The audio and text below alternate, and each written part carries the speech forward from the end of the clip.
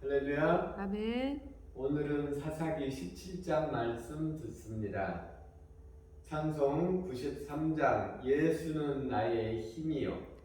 예수는 나의 힘이요 내 생명 되시니 구주 예수 떠나 살면 죄 중에 빠지리 눈물이 앞을 가리고 내 맘에 근심 쌓일 때 위로하고 힘주시리 주 예수.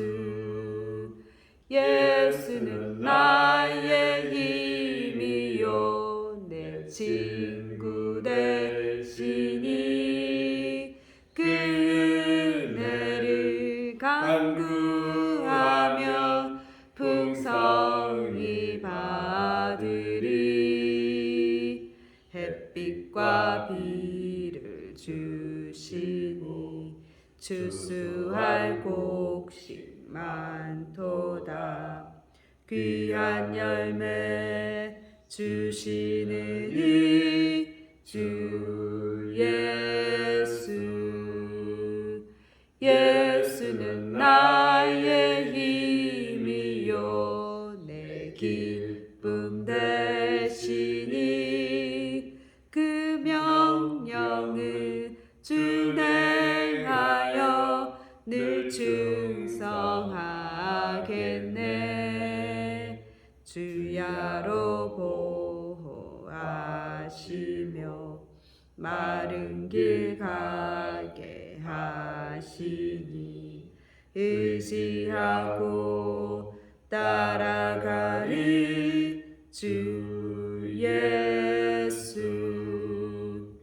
예수는 나의 힘이요 내 소망 되시니 이 세상을 떠나갈 때 곧 영생 얻으리 한없는 복을 주시고 영원한 기쁨 주시니 나의 생명 나의 기쁨 주 예수.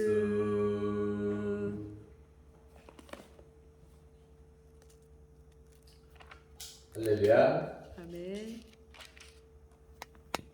17장 말씀 읽습니다. 에브라임 산지에 미가라 하는 사람이 있더니 그의 어머니에게 이르되 어머니께서 은 1,100을 잃어버리셨으므로 저주하시고 내 귀에도 말씀하셨더니 보소서 그 은이 내게 있나이다. 내가 그것을 가졌나이다 하니 그의 어머니가 이르되 내 아들이 여호와께 복받기를 원하노라 하니라. 미가가 은 1,000개를 그 어머니에게 도로 주매 그의 어머니가 이르되 내가 내 아들을 위하여 한 신상을 새기며 한 신상을 부어 만들기 위해 내 손에서 이 은을 여호와께 거룩히 드리노라. 그러므로 내가 이제 이 은을 네게 도로 주리라. 미가가 그 은을 그의 어머니에게 도로 주었으므로 어머니가 그 은 200을 가져다가 은장색에게 주어 한 신상을 새기고 한 신상을 부어 만들었더니 그 신상이 미가의 집에 있더라. 그 사람 미가에게 신당이 있으므로 그가 에봇과 드라빔을 만들고 한 아들을 세워 그의 제사장으로 삼았더라. 그때에는 이스라엘이 왕이 없었으므로 사람마다 자기 소견에 옳은 대로 행하였더라.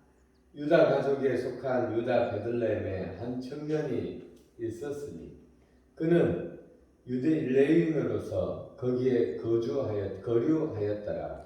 그 사람이 거주할 곳을 찾고자 하여 그 성읍 유다 베들레헴을 떠나 가다가 에브라임 산지로 가서 미가의 집에 이르매 미가가 그에게 묻되 너는 어디서부터 오느냐 하니 그가 이르되 나는 유다 베들레헴의 레위인으로서 거류할 곳을 찾으러 가노라 하는지라. 미가가 그에게 이르되 내가 나와 함께 거주하며 나를 위하여 아버지와 제사장이 되라.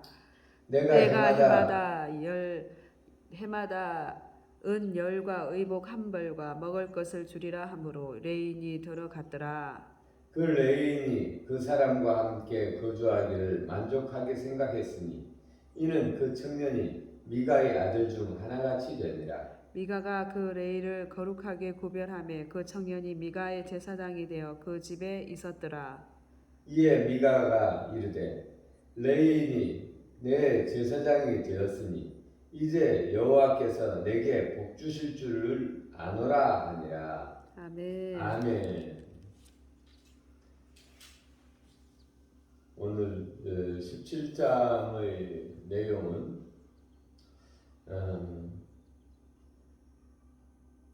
베들레헴에 사는 한 청년이 레위인이 살 길을 찾아서 이리저리 헤매면서 결국은 에브라임 산지의 미가의 집에 들어오게 됩니다. 이 미가는 아주 부유한 집인 것을 부유한 집이죠. 은 1,100개를 잊어버렸는데 미가의 어머니가 근데 이 미가가 그것을 가져가네요. 그래서 이 미가의 은 1,100개를 잊어버리자 어머니는 도난당해서 이 가져간 사람을 막 저주를 했습니다. 근데 이 미가가 그 어머니의 저주를 듣고 다시 은 1,100개를 어머니에게 가져옵니다. 그러자 또 어머니는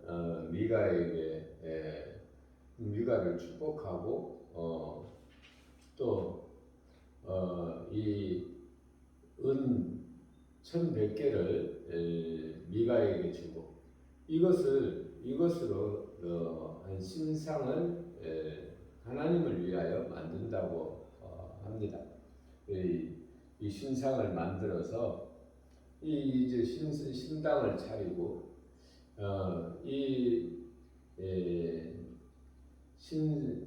신상이 있으니 이제 이것을 위할 사람을 자기의 미가의 아들 중에 한 사람을 세웠는데 마치 레위인이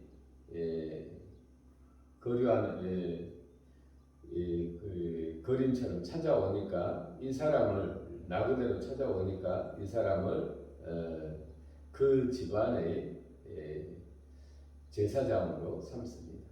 10절에 보니까 미가가 그 레인에게 청년에게 이르되 나를 위하여 아버지와 제사장이 되라.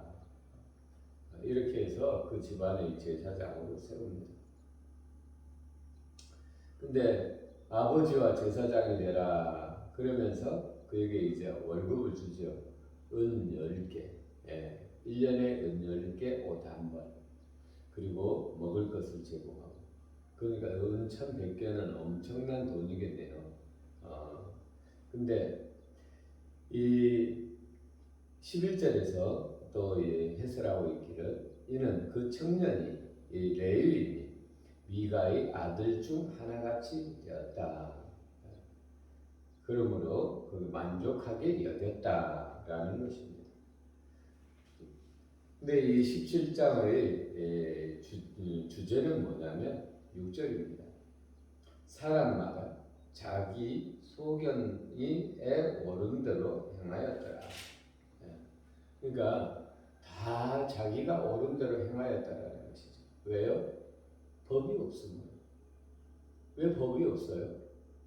레위인이 또 그의 가장들이 하나님의 법을 힘써 가르치지 않았기 때문에 힘써 가르치지 않으니까 하나님의 말씀이 희박하게 되어진 것이죠. 그래서 하나님을 섬겨야 되는데 왜 섬겨야 되는지 어떻게 섬겨야 되는지 전혀 모르는 것이죠. 그러니까 우상 숭배와 같이 되어버린 것입니다.